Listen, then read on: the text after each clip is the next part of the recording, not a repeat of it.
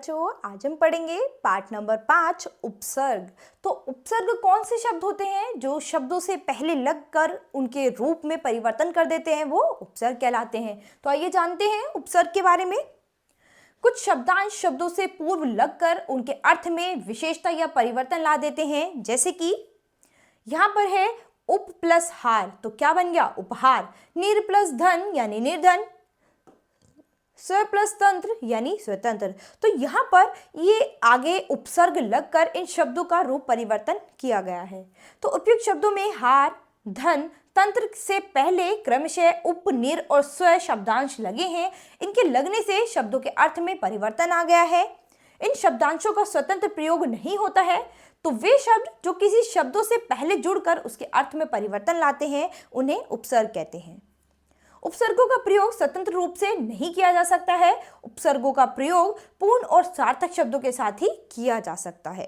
तो किसी भी स्वतंत्र शब्द के साथ उपसर्गों का प्रयोग नहीं होता, यानी सार्थक शब्दों के साथ ही इनका प्रयोग किया जा सकता है। उपसर्ग के भेद, तो उपसर्ग को 4 भागों में बांटा जा सकता है। पहला संस्कृत के उपसर्ग, दूसरा हिंदी के उपसर्ग, तीसरा उर्दू के उपसर्ग और चौथा उपसर्ग की तरह प्रयोग किए जाने वाले संस्कृत के अव्यय। तो सबसे पहले पढ़ेंगे संस्कृत के उपसर्ग के बारे में। तो आप देखिए यहाँ पर उपसर्ग है, उनका अर्थ दिया गया है, उनसे बनने वाले कुछ नए शब्द दिए गए हैं। तो अ उपसर्ग है, तो अ से क्या बना अभाव, और नए शब्द क्या बन सकते हैं अज्ञान, असत्य। तो यानी अ उपसर्ग है, अ उपसर्ग से आप किसी भी शब्दों का निर्माण कर सकते हैं। ऐसे ही अन, तो अन का अर्थ क्या हुआ अभाव, तो इससे बनने वाले शब्द अनादर, अनुचित। ऐसे ही अति, इसका अर्थ हुआ बहुत अधिक, तो अतिरिक्त, अत्यंत, अत्यधिक, अत्याचार। ऐसे ही अभी, सामने या चारों ओर, तो इससे बनने वाले नए शब्द हैं अभिमान, अभिनय, अभिनव, अभिप्राय। ऐसे ही और भी कुछ शब्द दिए गए हैं, तो ये आप अभ्यास में पढ़ेंगे। इसके बाद दूसरा है हिंदी के उपसर्ग। तो हिंदी के यहाँ पर कुछ उपसर्ग दिए गए हैं, उनके अर्थ और उनसे बनने वाले नए शब्द। तो सबसे पहले है अध यानी आधा, तो अधखिला, अधपका, अधमरा, अधजला यानी अध उपसर्ग के प्रयोग से बनने वाले शब्द यहाँ पर नए शब्द बनाए गए हैं।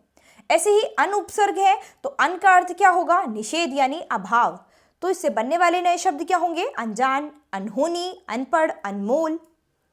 इसके बाद कुछ और उपसर्ग शब्द दिए गए हैं, उनसे बनने वाले नए शब्द हैं, तो ये आप अभ्यास में पढ़ेंगे। तीसरा है उर्दू फारसी के उपसर्ग। अब उर्दू फारसी के उपसर्ग के बारे में पढ़ेंगे। तो सबसे पहला है एन, यानी अर्थ क्या है ठीक और पूरा, तो इससे बनने वाले शब्द एन वक्त, एन मौका। कम यानी थोड़ा, हीन, तो इससे बनने वाले शब्द कमजोर, कम अकल, कम उम्र, कम खर्च। और भी कुछ शब्द दिए गए हैं, उर्दू और फारसी के उपसर्ग दिए गए हैं, वो आप अभ्यास में पढ़ेंगे।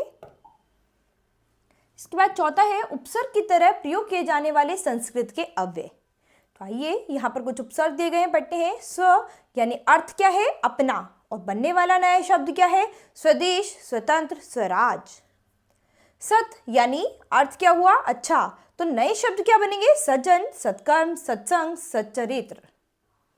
ऐसे ही सह, सह का अर्थ क्या हुआ साथ, और बनने वाले नए शब्द क्या होंगे सहपाठी, सहगान, सहयोग।